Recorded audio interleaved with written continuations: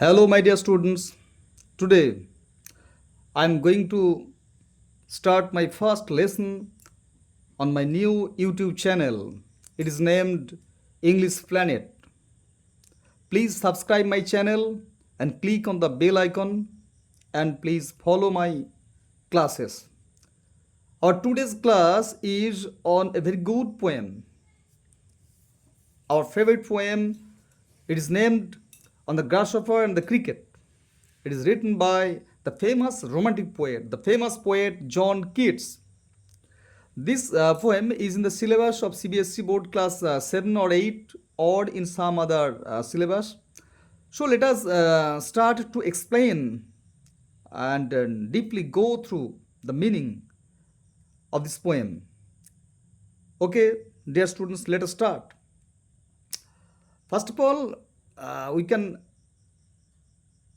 tell a few words about the poet John Keats. John Keats, as you know, he was a great romantic poet. He was a great lover of nature. So, the very title of this poem shows us that this is going to be a nature poem. The grasshopper and the cricket, these are the two elements of nature. Next, structurally, this poem is a sonnet. Obviously, you can see this poem consists of 14 lines. The first 8 lines and the second 6 lines. 8 plus 6, that is 14 lines are there, and this is obviously a Petrarchan sonnet, as you know. In this sonnet, the poet expresses his deeper love for nature. His deeper love for nature is expressed here through metaphor, personification, alliteration, enjambment, and oxymoron, etc. etc. All these literary devices have been used by our great poet John Keats. Okay, now let us come to the main topic, the lines of the poem. It is sometimes named on the grasshopper and the cricket, and sometimes the first line is used as the title of the poem. That is, the poetry of art is never dead. The first line, the poetry of art is never dead. The poet here declares a bold declaration. The poet here makes a bold declaration that the poetry of art, the poetry of art means the song of art, is never dead. That is, it is continuous. It is ceaseless. It is unstoppable. Irrespective of season, irrespective of any change, the song of nature continues. How is it continued?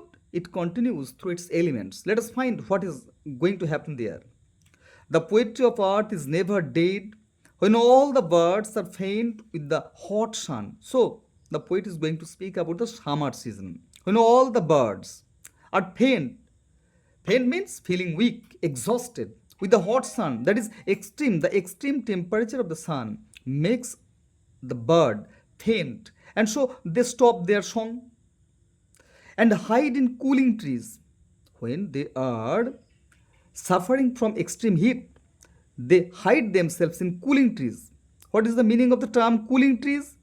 Cooling trees means the trees which gives cool shades, that is, the big leaves or the shadow of the trees gives shelter to the birds.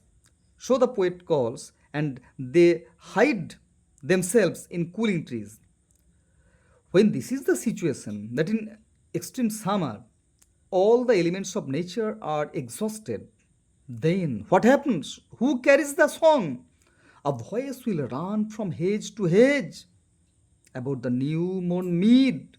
That is the grasshoppers. He takes the lead in summer luxury.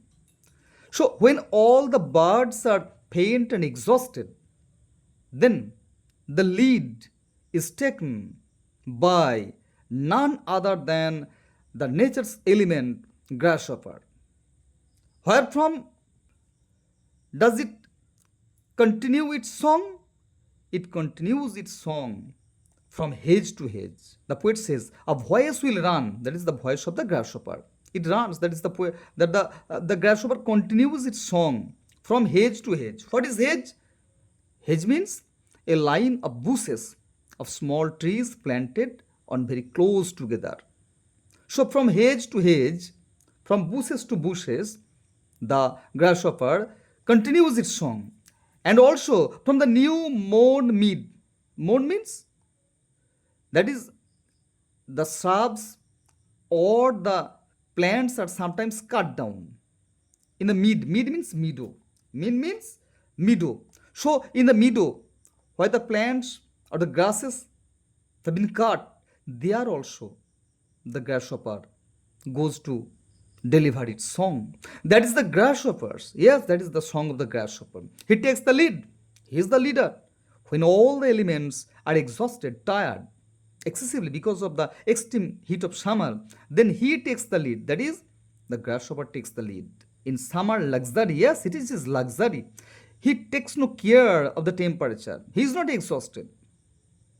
He is not at all tired. He continues his song. He had never done with his delights. Because of his delights, he is not sometimes covered up.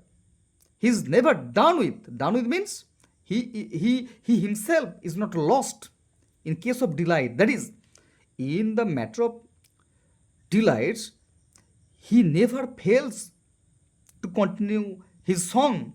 Whatever happens to him, how much happy he is, that doesn't matter. He never stops his song. He continues his song ceaselessly, endlessly. For when tired out with fun, this is fun to him to sing a song. And when he is tired, he rests at ease beneath some pleasant weed. But oh, my students, take care. He may take rest at ease, that is comfortably, beneath, that is under, some pleasant weed. Weed, you know, they are pleasant. This is because it is pleasant to the grasshopper. Weed is the noun and pleasant is here. Adjective and pleasant means it is comfortable. It is comfortable to the grasshopper. When he is going to take rest, he takes rest under some pleasant, that is a comfortable weed.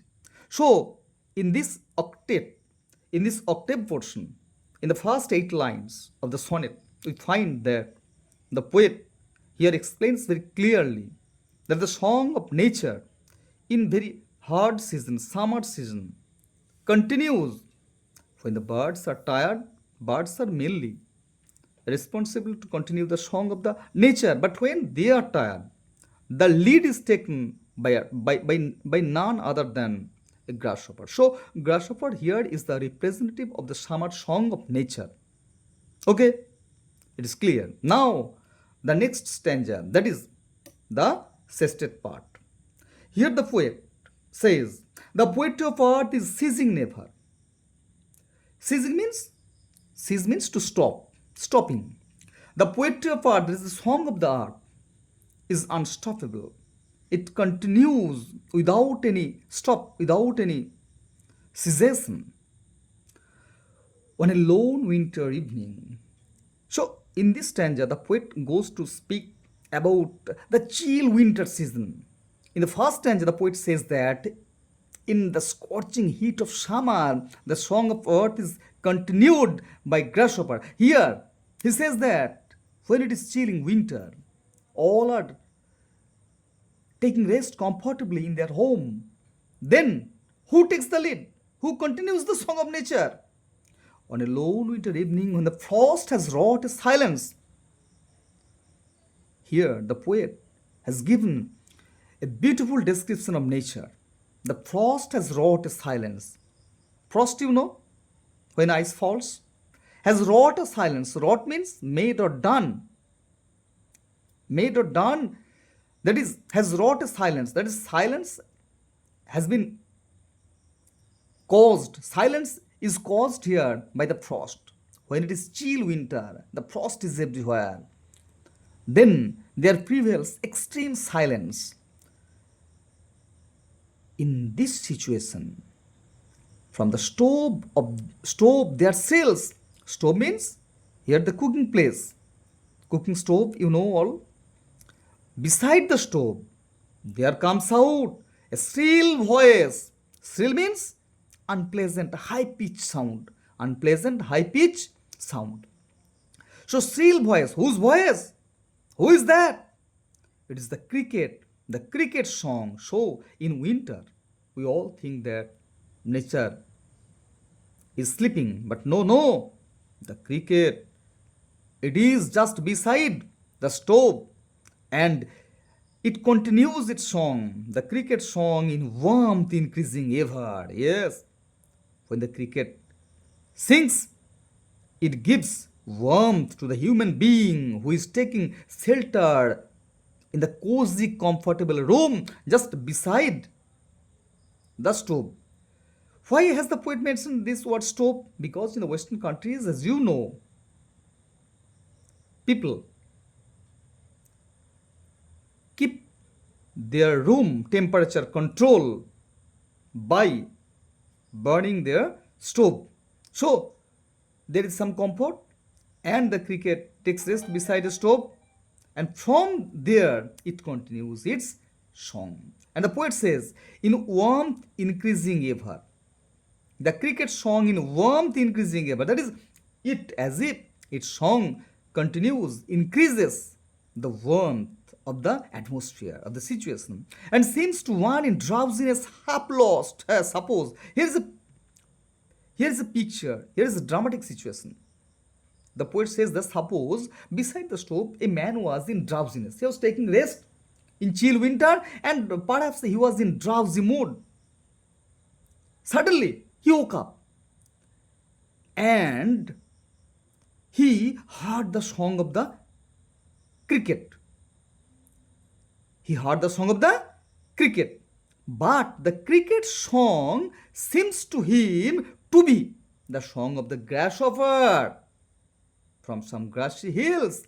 It seemed in his drowsy state that the song of the cricket is the song of the grasshopper. Here the poet amalgamates the two songs, the grasshopper songs and the cricket song. He means to say that the cricket song is nothing but the continuation of the grasshopper song. And the man who was taking rest beside the stove, it seems to him that this song is nothing but the continuation of the grasshopper song. So it is proved that irrespective of season, through cyclic change of the seasons, whatever it may be summer or it may be winter, the song of nature never stops. The song of nature never stops. If it is extreme summer, then the grasshopper is singing. He takes the lead, he takes the responsibility, he does his duty. And when it is chill winter, the frost is there covering all the trees, all the leaves. People are taking shelter in their room. Then also the responsibility goes to the cricket. The cricket continues the song. And here lies the poet's explanation that the song of nature, our mother nature, the romantic poet Keats, a deep lover of nature, he concludes that, so it is proved that the poetry of earth is never dead. The song of nature is never dead. Yes, that much, my students. And once again, I tell you to subscribe my channel. Please click on the bell icon and please find out the meaning of the tough words in the comment box. And in the next shorts or videos, I'll give you the questions and answers and word meanings in details. Please follow my channel. Okay, thank you everybody.